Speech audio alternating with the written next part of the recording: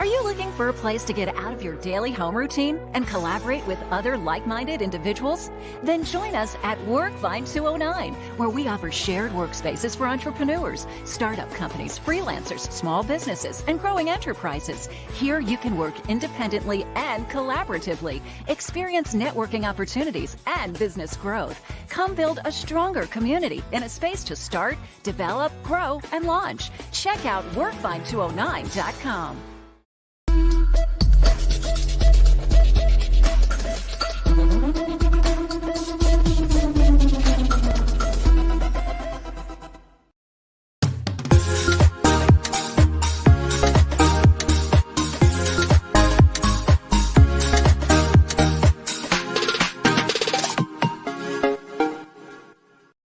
Welcome, everybody. Eric and Linda live. It is Tuesday. It's about 6:01. We're running a couple minutes late, but it's all good.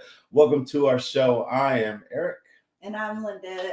Welcome to our show. You said it's 6:01, and you said it's a couple minutes late. Oh, I'm like, look, it's 6:01. Yeah. So we're not late. No, we're on time. Yeah. Yes. And right. Anyways, WorkFind 209. We're out here in Tracy, California.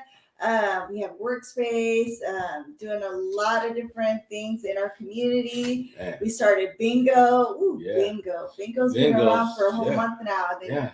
Oh, you know what? I dyed my hair, but it was full of gray because I was stressing out. But it's all good. It's for a good purpose. I told her to just let it grow. Let it grow. Bingo. Check it out. Bingo every Friday and Saturday. Yes. Right at our space. So come out. If you guys like playing bingo, come out, check it out. It helps support our nonprofit Unit2, which does a lot in the community with technology and helping individuals learn technology. And also, you know, we donate a lot of computers and technology equipment to help the people who need it.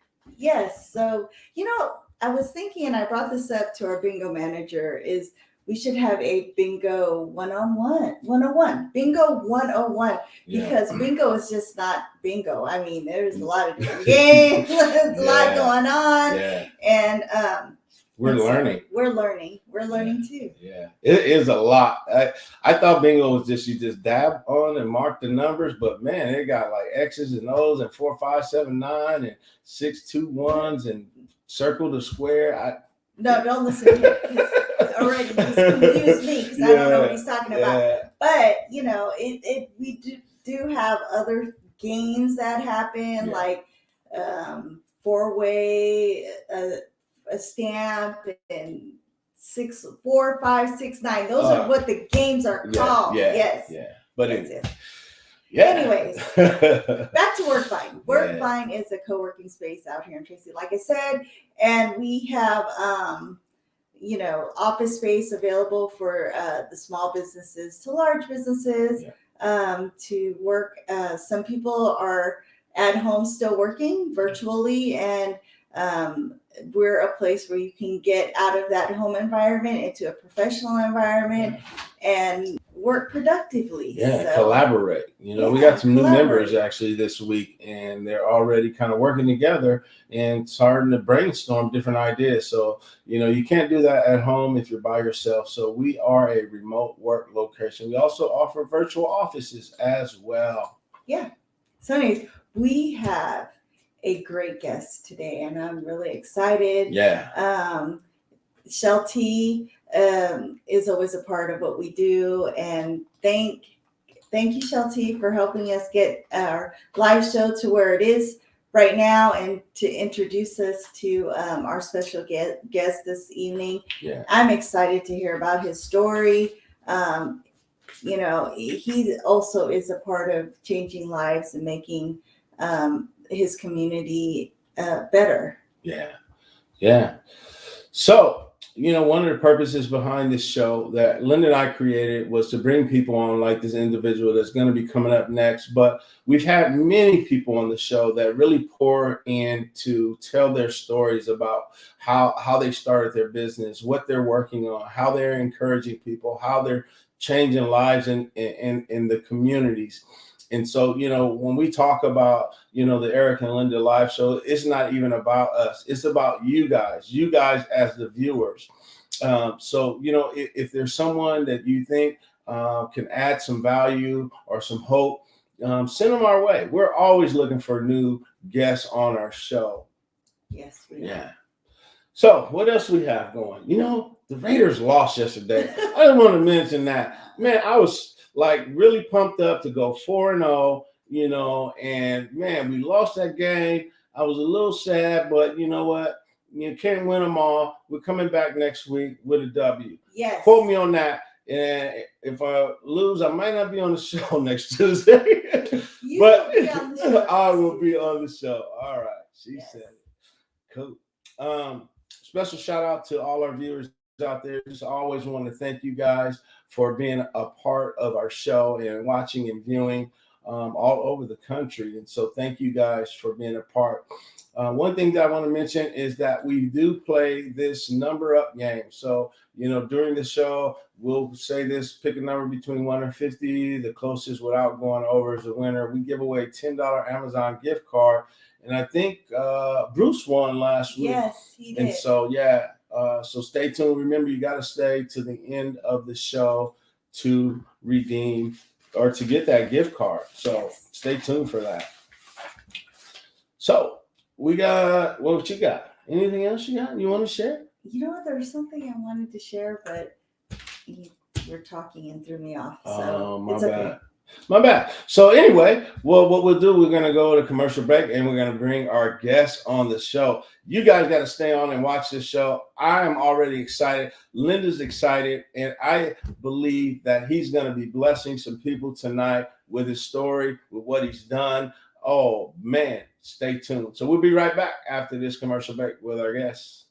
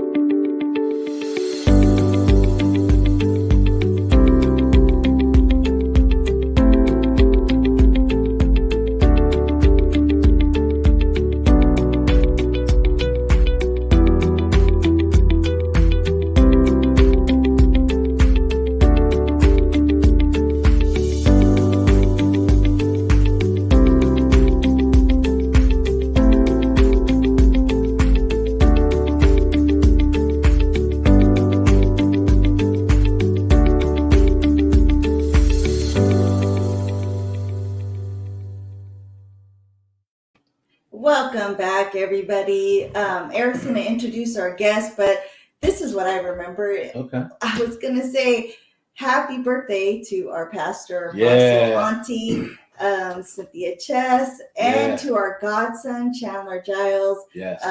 Happy birthday, you guys. Yeah. And so, are you ready to introduce our guest is coming all the way. I think he's in California. But anyway, he is in California. But this guy has done stuff on HBO, BET, STARZ, FLIX, ABC. He's a comedian. He's an actor. He's a writer. He has his own nonprofit organization. He's making a change and making a difference in the community. Let's welcome Donald Lacy. What's up, Donald? Hey, how are you doing? Thank you for having me. Oh. Yes, thank you for being on our show. My pleasure. Yeah, gosh, hey, man. Can I just say one of these Fridays I'm gonna come get that bingo money. I'm just saying. Come on, man. Come on. We're looking for it. This is our third week. And so, we're still learning. I mean, we got a good team, but it's fun. It's exciting. It's something to do. Fun. And we've given out prizes up to like $10,000. Yeah. Oh wow. That's great. $10,000 in prizes. Yeah. So it's exciting. Cool Yeah. stuff. So yeah, tell us a little bit about Donald, where you grew up at, where you from. I'm from your neck of the woods, I would might say.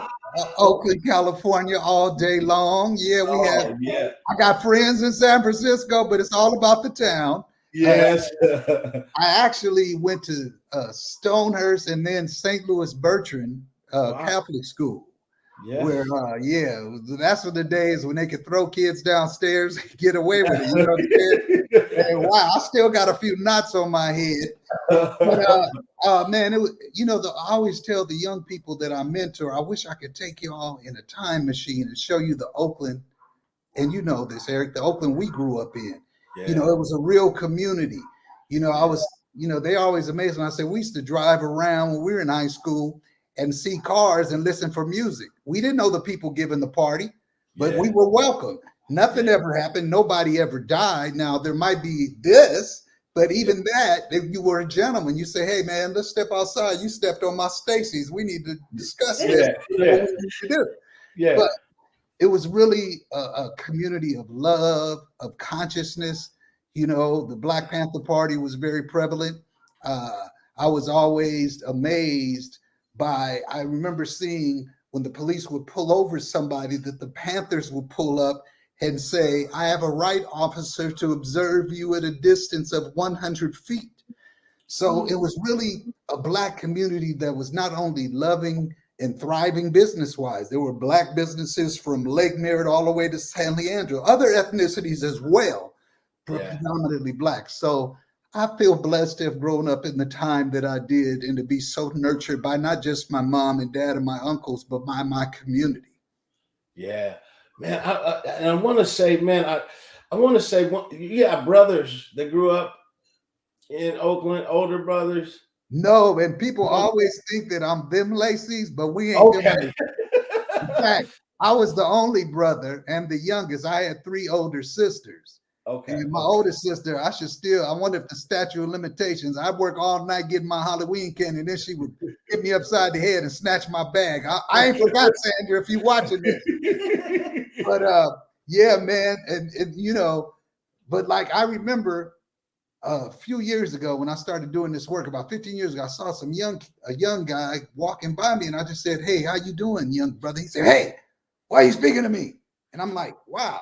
How different is it? Because I remember when I was 5 years old, there was a group of older Black men, teenagers, on the corner. I was coming from the store and I walked by without speaking.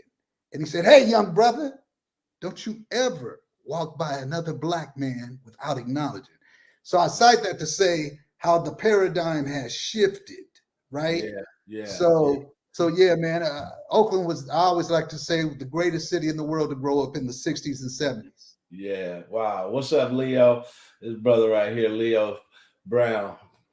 Real good dude, talented. He's a good dude. Yes, he is. But yeah, man, you're right, man. It was different. It's a new age and new the millennials. And so let's talk about, man. I mean, you've done a lot of like comedy and movies and show. I'm looking at you as on Pool Player, Hanging Out with Mr. Cooper, LA Heat, Blood In, Blood Out. How did you get there? Man, I remember when I was a little kid, we used to give shows in the garage for our parents and charge them like 25 cents. And then we'd buy hot dogs and have a barbecue. And my sister, who's 11 months older than me, is still bitter to this day. She in her 60s that I made her audition. She's like, I'm your sister. I said, I don't care. I'm 5 years old. So I always wanted to be in show business. And the only reason I went to college, San Francisco State, was because no one in my family had graduated from college. And I promised my mom and dad I would do that. So I went to San Francisco State and had the pleasure to be educated by Dr. Angela Davis, Wade Nobles, the late great Dr. Ray Richardson, and on and on. In fact, I have 2 Bachelor of Arts degrees. I have a degree in theater arts and film and a degree in Black studies. And my father said that basically means in the job market, you know how to act Black. So he right goes. And then as soon as I got out of college, man, I founded a theater company. We started the Bay Area Black Comedy Competition, which Mark Curry, D.L. Hughley, Jamie Foxx, and on all came out of that. And then, you know, we were producing plays. I wrote a play about the Atlanta child murders, which people should do the research on. And I can honestly look both in the you and the I and say Wayne Williams didn't do that. And that's because of the research I did with the mothers who were on the ground, etc. And then finally, I made the move to LA in 1992.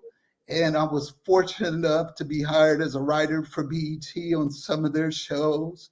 Laura Hayes, who is my dear friend, the queen of comedy, hired me as her acting coach on Martin, Blackberry Inn, and all the shows that she was on. And I was lucky to get cast in some movies and some TV, and I haven't looked back since. Wow. Man, that's a blessing, That man. is amazing. So, you know, you get a lot of people that want to go into acting and be this movie star. And I mean, what does it take, though? I mean, it wasn't just like something that just happened overnight, or was it? I mean, did it take a lot of hard work, a lot of connections? That's a great question, and I was remiss. I got into acting by accident. I wanted to be in radio. I used to listen to KDI, Lucky 13, and KSOL, the boss of the boss. You know, I'd be at the House of Music. Remember they had a KSOL on in there? They had the black light posters with that pretty black woman, Leo, Aquarius. And I thought if I could get on radio, I could get a lot of girls. So I always wanted to be on radio. So when I was at school, there was a San Francisco State, there was like a year wait to get in the broadcast department. A friend of mine said, "Hey man, you want to go to this acting class?" I said, "Yeah." And I'll never forget, I read the monologue from Raisin in the Sun where Walter Lee says, "I made a call to the man. You won't have to live to this bunch of stinking N-words," right? And I remember I was pounding the floor and tears came out of my eye. And I was like, something happened to me. And I remember I've quoted this man a lot. My first acting teacher, Dr. Elkine, he asked me, he said, "So how did that feel?" And I was like, "Well, it felt good, but he said, 'Hey,' and he said a few cuss words, 'We don't care how you feel. We paid $200, act.'" And you know, I said that because the first play I ever did was about a play for Jonestown where I made my first check. And my father was giving me a hard time because I was getting $10 a show. You could tell me that. He said, "You's a damn fool. All that 6 years in college." But that lesson came back because one day on my way to the theater where I was DJing the after party, I lived in Oakland at the time. I got robbed at gunpoint. And I thought about what my teacher had said. Nobody in the audience cares what happened to you before. We want to know the story. And I got through that, and I remember the lady's name who escaped me. I can't remember who ran the Potrero Hill Neighbor House. I'm sorry, I can't remember her name. But she told me, "Young man, you had special presence tonight." And I remember I got in touch with my teacher and told me, "Thank you, because you saved me. Otherwise, I would have been a complete wreck." Mm-hmm. But yeah, I would say to anybody, you have to love the craft. I love the craft. I like to watch old movies. I like to see old actors work. I like to go to plays, theaters where I started, and real actors come from there, I might add. But you have to love the craft, and it's going to be like this. And you can't be in it to be a star. All you want to be is an actor or a writer who works. Let all that other stuff take care of itself. But if you just focus on your craft, get on a community theater stage. Classes are great, but you don't really know the craft until you get in front of that audience for the first time and subsequent times. So that's what I would say. Love it. It's a lifetime commitment. And if you're willing to pay the price and make the sacrifices, then I guarantee you the doors will open for you. Pay the price and make the sacrifices. I like that.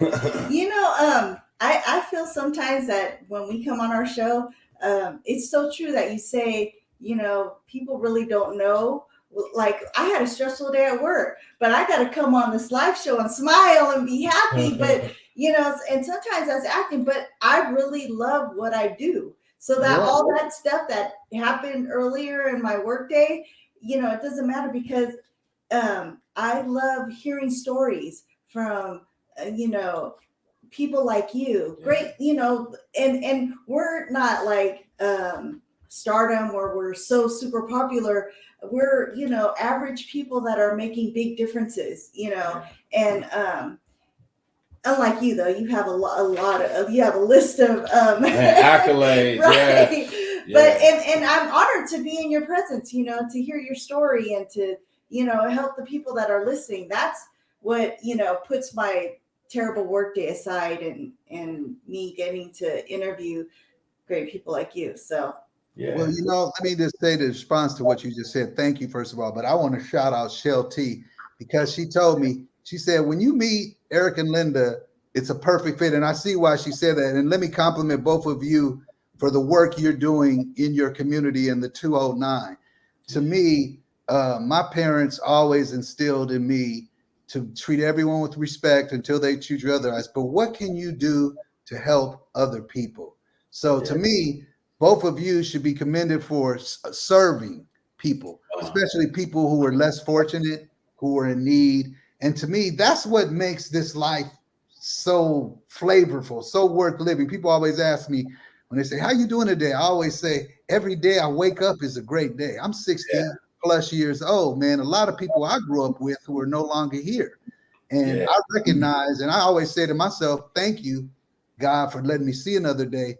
But what can I do to serve and help someone? So that's what it's all about for me. That's yes. Good. And you know what?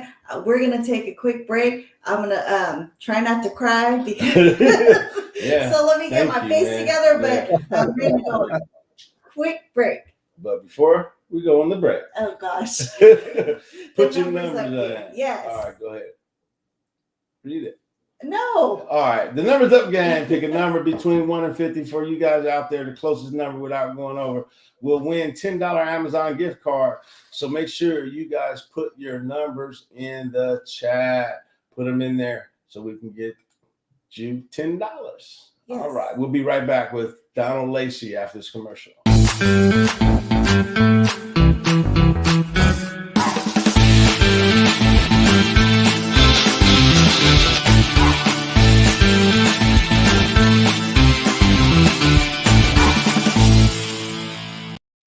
All the way up, turn it all the way up to the max. All the way up, turn it all the way up to the max. All the way up, turn it all the way up to the max. All the way up, turn it all the way up. Tell him the brother calm down, and fit a square with a round hole.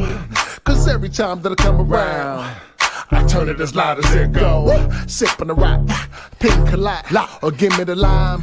Ready or not, give me a sign if you want me to stop.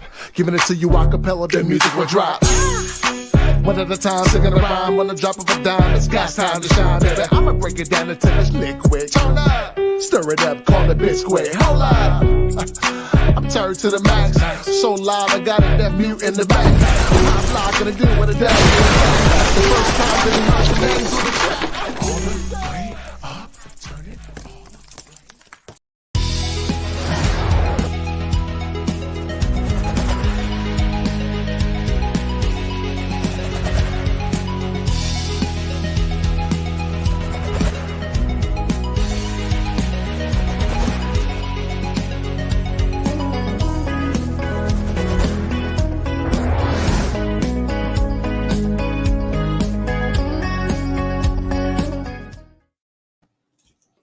Welcome back, everybody. We're here with Donald Lacy Jr. And so now that I got my composure back, I want to hear about what you're doing with, what are you doing now? What is your projects? What's going on with Donald Lacy today? Well, thank you.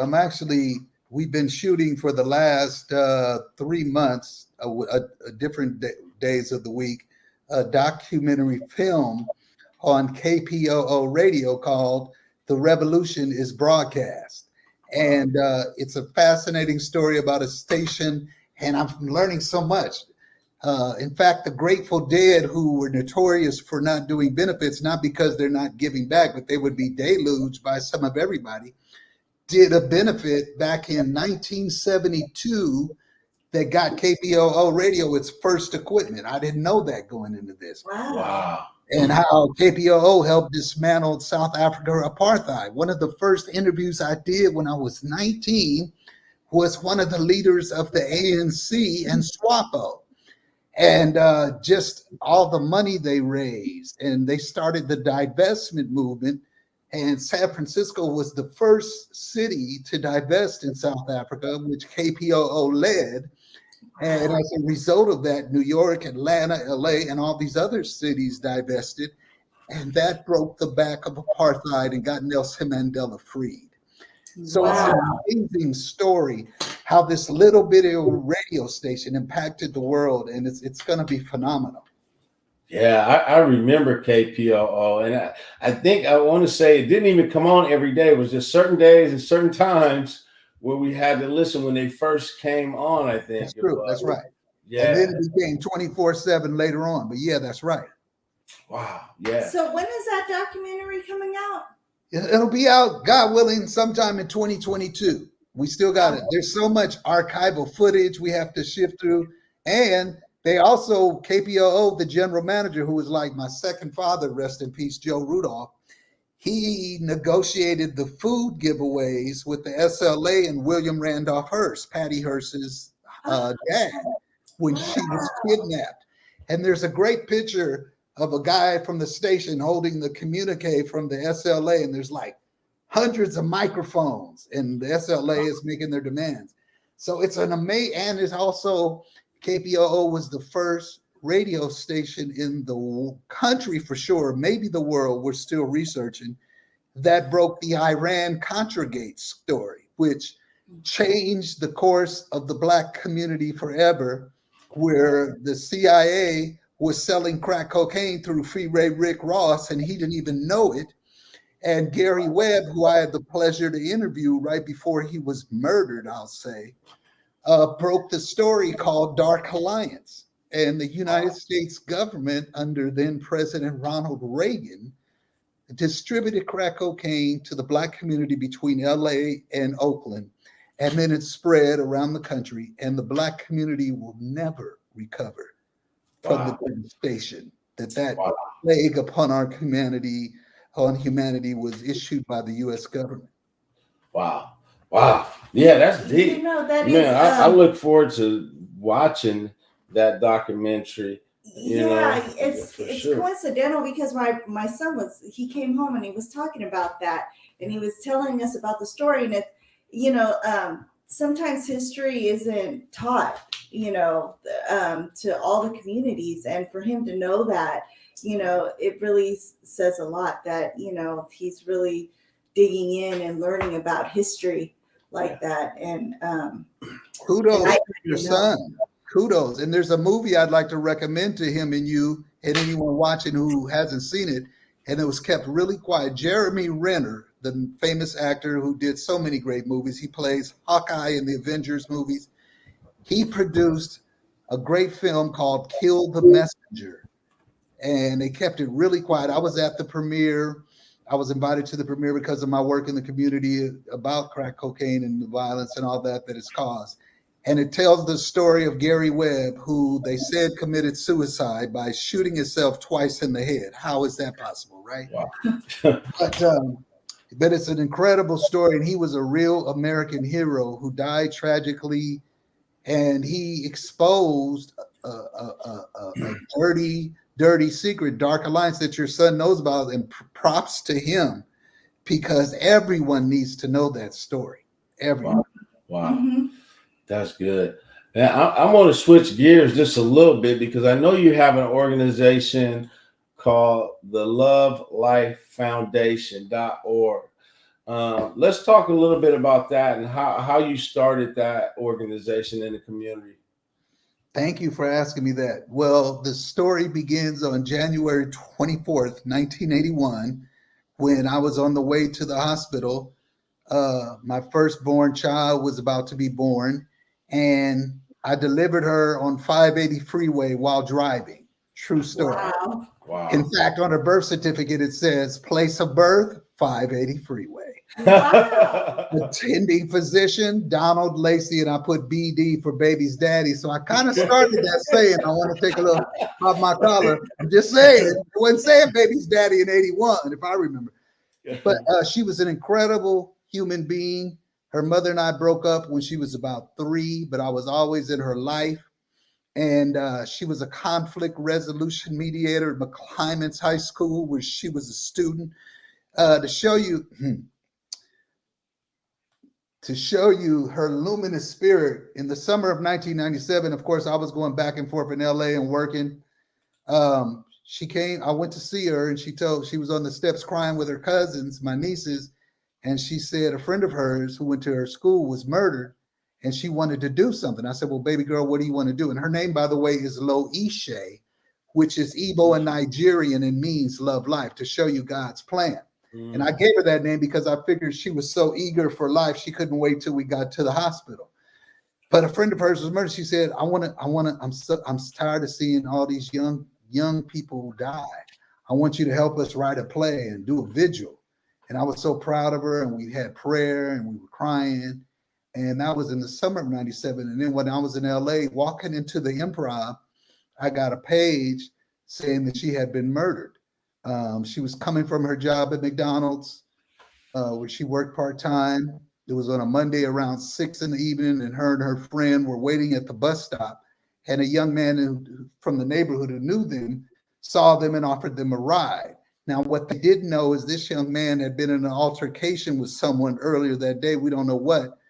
But after they were picked up, someone had been looking for him and followed him.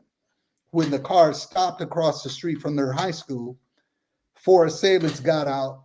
She was sitting in the back behind the driver, and that's her behind me, if you can see her beautiful. Yeah. Shooting at the driver. They shot about 40 rounds, and the driver ducked, and she caught 7 bullets and was killed instantly. But what I didn't know until I did the Redemption Project show on CNN, I met with the young lady who was in the car with her. And I've been trying to have that discussion because she has really bad survivor's guilt. But what I did know is that originally my daughter was sitting in the front seat and Maya was sitting behind the driver. And my daughter said to Maya, why don't you sit in the front? Because I don't want my boyfriend to see me next to him. He might get jealous. Mm. And I'm just saying that to say it was God's will for her to die, because we started the LoveLife Foundation on the spot where she was slain. We had 2,000 people. We marched all through Ghost Town, where allegedly the killers were from. People were coming out of their houses, locked gates. We had the Oakland Police Department, the Motorcycle Club, and the Fruit of Islam collaborating on security. I could send you all pictures. It was incredible. But it led to a movement. Now, by the grace of God, Love Life is the official motto of the city of Oakland. Every entering Oakland sign says Love Life, not just to honor her, but anyone who's ever been murdered. I was in a meeting with the city council today. This was passed in 2015, and they've been slow. Thank you. They've been slow. And I believe that's the dove I let go. You see my hands underneath. And I believe that was her spirit in that dove that stopped. When you see the video, you can't even see the bird stopping. It happened so fast. A friend of mine who's a professional photographer, has high shutter speed, took that picture. But I was in a meeting today when I spoke to the city council, and they passed by a unanimous 8-0 vote to implement.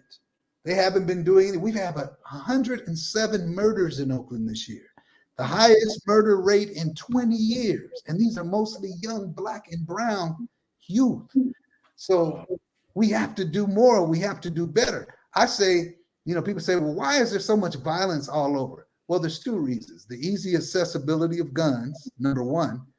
But to me, the bigger concern is we're promoting violence. Yeah. Young people are inundated with violence in the rap lyrics, in the music, in the movies, in the television. The news perpetrates it. If you turn on the news, the first 4 stories locally are about murder. And I've had meetings. I brought people down to TV stations and saying, hey, man, after a while, the perception becomes a reality. You keep perpetrating this violence, guess what? I had a young man who murdered someone tell me about 20 years ago. Yeah, Mr. Lacy, we like to do our dirt and then go home and see it on the news. So the media contributes by throwing gasoline on the fire. I had a guy from a TV station, a general manager, tell me, Mr. Lacy, there ain't no good news. And I said, no, there's plenty of good news. Yeah. 94% of the youngsters I see in my life are good, regular youngsters. Yeah. The 4% who are doing all the dirt, you give them all the publicity. So we have to change the perception so it can become the reality. And that's what we try to do in the Love Life Foundation. Wow, that's good, man. That is really good. Hey, man. Oh my, man. There's You a are lot doing of work that still needs to be done. Yes, ma'am. There is a lot of work.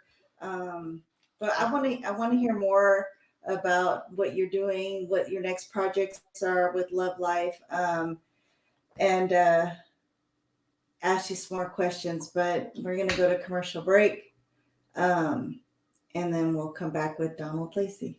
All right. But okay, this time I'll read it for you. I will read it. The Numbers Up game. Pick a number 1 through 50. The closest number, without going over that number that I pick, will be the winner of a $10 gift card. Okay, now I read it. Yeah, okay. Good job. All right, we'll be right back.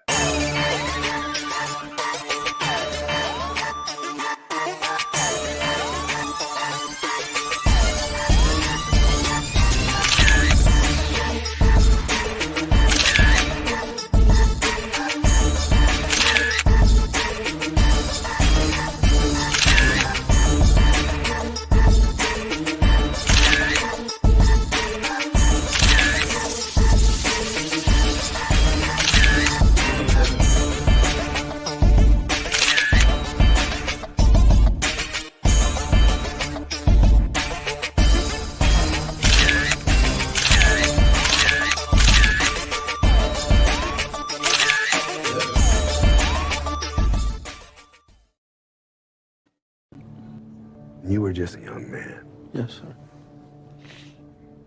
Real young. Yes, but I never took responsibility for my behavior, my thoughts, my feelings, or anything. I never did. But today, I take full responsibility for my behaviors. That's who I am today. I want to talk to the 7, 8-year-old, 9-year-old, 10-year-old Chris's of the world, so that no matter what's going on in the household, no matter their needs that's not being met, that they'll never lose a moment like I did on that day.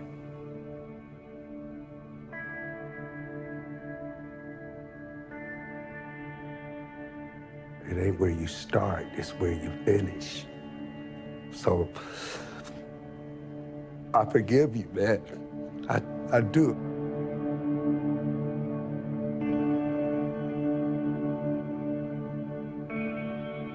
And it's taken me 20 years to come here to look you in your face and say them 3 words. Because I'm not no judge and jury over nobody.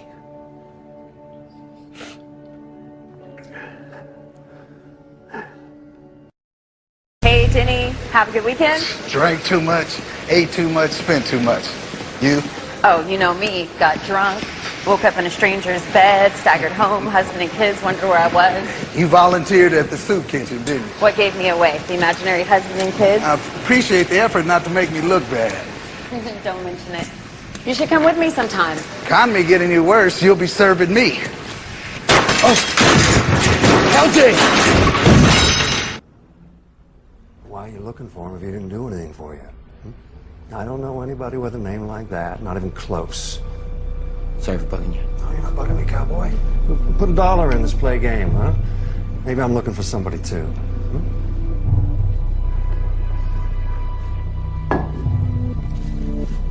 He's looking for Rafi. Forget about Rafi, man. Forget that shit. Oh, yeah. I can hook you up with a bundle. Just a dime. A little teaser, huh? Lay a note on the table. Oh, DJ Boogaloo, I presume. Oh, I'm sorry, Miss Lee. Who's this guy? He got skills. I'll kick it up to DJ Boogaloo. Take over, DJ. All right. Yeah, this one goes out to the man who had this party off the hook. We gonna ease it back and dance a little closer.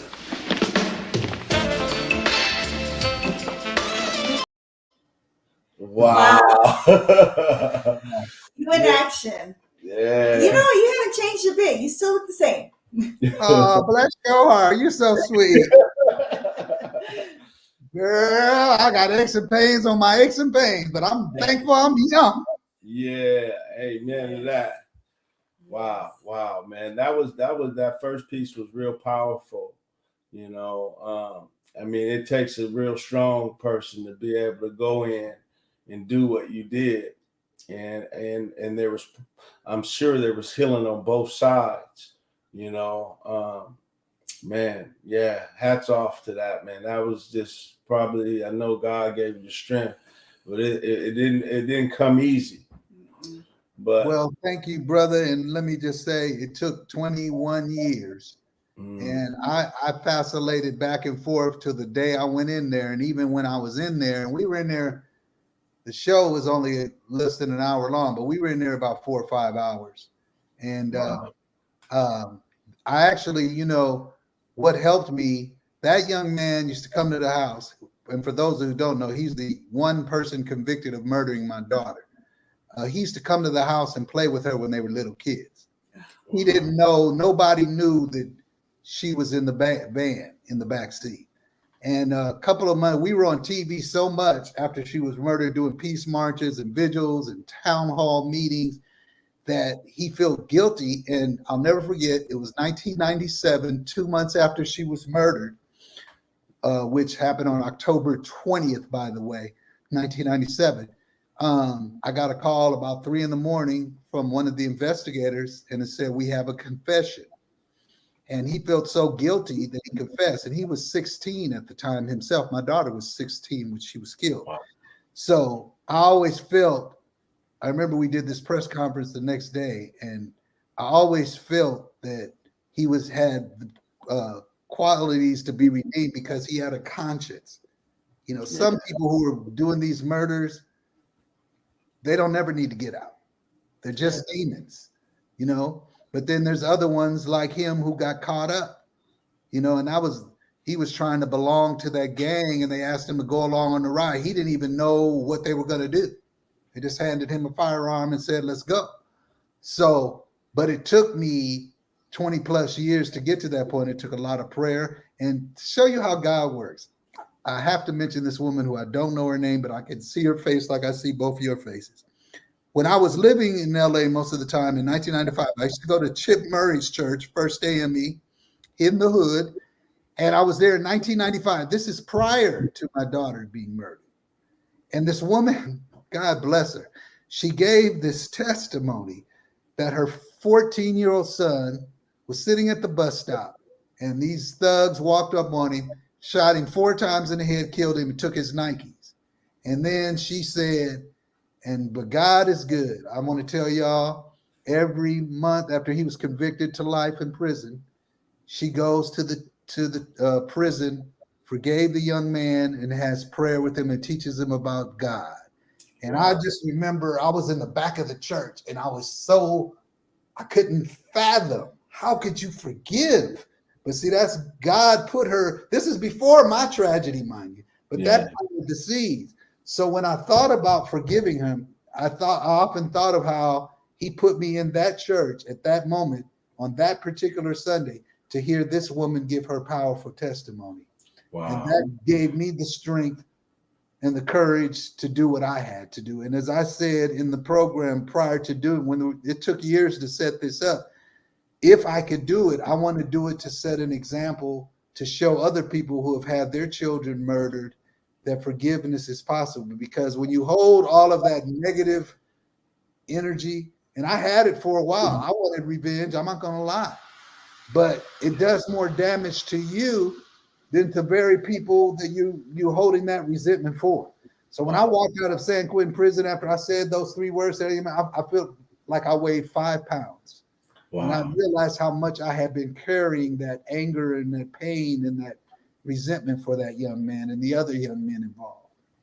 Wow. Yeah, that's so true. Wow, that's a blessing. Because it becomes bitterness, and then it's like the other person isn't drinking the bitterness you are, and bitterness is like poison, and you're just sipping it little by little by little. until you release it and forgive, which is so hard to do, but by the grace of God, it's possible. And then as soon as you forgive, it's like you drink an antidote that takes away all that bitterness and that lightness, like that weight, that yoke is broken. And it's an amazing feeling. Sometimes I have to remind myself, if I can't forgive, my Father in heaven is not going to forgive me. And the longer it takes me to not forgive, that takes away from me living life and having a relationship with God, my Father up, in heaven, but it's hard. It's the flesh. You have to kill your flesh to get over some of, the trials and tribulations. That is so on point. And I will say the blessing for me has been that this was fortunate enough to air on CNN and seen around the world. And even now it's just airing in some other countries. I've gotten the most amazing emails from people who told me the most horrific stories of abuse and murder and betrayal. And not all of them were able to forgive yet. But the blessing for me was for them to say after they saw what I did, they were at least considering it. Yeah. Wow. And I give to God be the glory. I can't take no credit for my daughter's spirit. That's who her spirit is. So I just try to honor her and do what she would have wanted. Amen. Yeah. Check out the LoveLife She's still Foundation. changing lives. Yeah, absolutely. She's still changing lives. And what she told you before she passed was, she wanted to make a difference. And look, today, 20 years later, Legacy. or 30, Hallelujah. She's still making a difference. She didn't die in vain, but she died, to save other lives. And God knows. Yeah. God knows. Wow. Man, that's some good stuff, man. Gosh. Ooh, let's talk a little bit, man. Let's just switch gears real quick. I know we're coming up on the end, but I know you are working on something new, Color Struck Play. Let's talk a little bit about that. Sure. And before, real quick, I just want to say, if we could announce to all the people watching and for you, we're doing something we do every October, which marks the anniversary of her death, is Love Life Week. And this year, it's the third week in October 18th through the 24th. And it's real simple. All we're asking people to do that week is to just do a random act of kindness to a perfect stranger. Buy their meal at lunch. Do something nice. Spread love. And on Sunday, October 24th at 12 noon Pacific Standard Time, we're asking people all around the world to share this. All of us at 12 noon. Let's just take 1 minute of silent prayer and reflection for anyone, regardless of circumstances, who's ever been murdered, and for this gift of life. So that's what we're asking people to do. And Color Struck, man, has been a godsend to me because, looking at me, I would get this I talk about it in the play. When I was at Stonehurst Elementary, I got into a fight because some boy told me, "You ain't colored." We was colored back then. And I beat him up and I got suspended. My mama said, "You colored boy, you light skin colored." I was always wondering, why do people treat people because of the color of their skin, the texture of their hair? People used to say stuff, "You got good hair." What the heck is good hair? Hair that comes home on time? That don't even make no sense. Like hair got behavior or something, right? So when I got to San Francisco State and I became friends with the great Dr. Angela Davis, I realized that part of my purpose in life is to get people to realize there's only one race, the human race. Race is a man-made construct. Sure, we have different ethnicities, different cultures, but race is a notion created by the powers that be who control this country to keep us divided. If I cut my skin or a white person's skin or a brown person's skin, guess what? We all bleed the same color. So Color Struck uses primarily comedy, but it's based upon the teachings of Angela Davis and the late great Dr. Francis Cress Welsing, who posted the greatest theory the greatest truth about racism called the Crest Theory of Color Confrontation. And I change the show all the time based on what's going on racially in the country. Of course, George Floyd, Breonna Taylor, and all of that is in the latest version.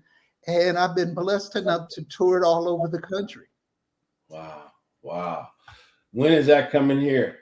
Locally? That's a great question. And I get that all the time. It's definitely going to be in 2022, but I'm going to go back to New York. That's going to be the first show. And the whole thing is depending on where we are with COVID. So we're kind of waiting to see how that plays out. But it's going to start in New York on the East Coast in the spring. And then I'll probably bring it back to the Bay Area sometime in the summer, fall of 2022. Man, keep us up to date. Yes. Maybe we need a trip to New York. I would. Oh man, please come on. We family now. Come on. Yeah. And I'm coming to bingo because I always win in bingo. I'm taking all the money. I'm letting y'all know. That's all good. Come on, man. Hey, we'll welcome you in, man. I'll buy your buy-in. All right now. We got it on record, Eric. All right, I got me. I recorded. Oh, we did pause. Can I just say to both of you, the word I'm getting is what you do is helping more people than you realize. May God strengthen and surround you with his grace and mercy, bless you from the crown of your head to the sole of your feet. And it's such an honor and privilege to get to know you. And I really look forward to continuing to develop a relationship with both of you, man, because I applaud you for what you're doing. And Michelle knows me well enough to know to put me with wonderful people like you, because we're all swimming up the same stream for justice, righteousness, and treating people with love and respect. So I honor both of you, and it's been such a pleasure to be here with you tonight. Amen. Amen. Thank you, man. Thank you. And yes, we are going to continue our relationship. I am really blessed with all the people that Shelty brings into my life. And this evening, I feel truly blessed and honored to be in your presence and to share what you're doing with the people out there that are listening, and to make a difference together, because it takes the whole community to, change lives one at a time. And can I book right now in the next coming weeks to have both of you beautiful souls on my radio program to talk about this? Because I want my people to know about y'all, man. All right. 209, let's go. 209. 510 all day, Eric, but 209 is my second area code. Yeah, absolutely, man. We down for it, man. Whatever we can do, this is what we do, man. Trying to make a difference in people's lives, man. And whatever it is that can help one another. And like you said, it's the human race, right? Yes, sir. It's about how we can help one another. And I like the point that you made about, the the LoveLife Foundation Day. Right, to just take a moment in prayer and then go just acts of kindness, because that goes a long way, and you never know what someone's going throughout the day, and just saying, hey, you know what? Hey, you're beautiful today, and God wants you to know that, or you're blessed. I mean, just something simple that can change the whole direction of where somebody is going. And so you're doing that. And we applaud you for all your hard work and persistence. And you've been doing this for a while. And so we encourage you to continue. Yes. And if you ever need anything from us, man, let us know. You want us to be a part of something, we're in. Yes. Let us know. You shoot me an email, give me the date, we're there. I appreciate you for that. Yeah. In fact, I'm going to invite y'all to a show as my guest I'm doing in November. It's in Santa Rosa, but I think you would like it. It's called The Godfather and the Mac. So, okay. All right. Hey, that's Scotty's check cash that I'm talking about. Hey, a lot of people, they don't know about old Scotty, man. Scotty, bro. Yeah. My dad, man, he owned a distribution company. We used to go to Scotty's. He knew Scotty, and that's where we took the snacks, right? All his chips and candy bars. Yeah. Came from Pops. So that's all good. Well, man, we appreciate you. Thank you God for bless being you, on our show. Thank you so much. Yeah, really appreciate you, brother. Thank you. But right before we go to commercial break, make sure your numbers are in the chat. Would you like me to read I can Yeah, read it. yeah, for go you. ahead, read it. The numbers up game, pick a number from 1 to 50. The closest number without going over is the winner of a $10 gift card. All right, good Must job. be present to win. Good job. All right. Thanks, Donald. Appreciate God you, bless brother. you. Thank you so much, Eric and Linda. Keep up the great work. Thank you. We will. Donald. Take care now. Have a blessed evening. Spent a lifetime learning how to be like you, learning how to walk like you, learning how to do what you did in the earth, time after time. Spent a lifetime learning how to see like you, learning how to love like you, learning how to do what you did in the earth, time after time.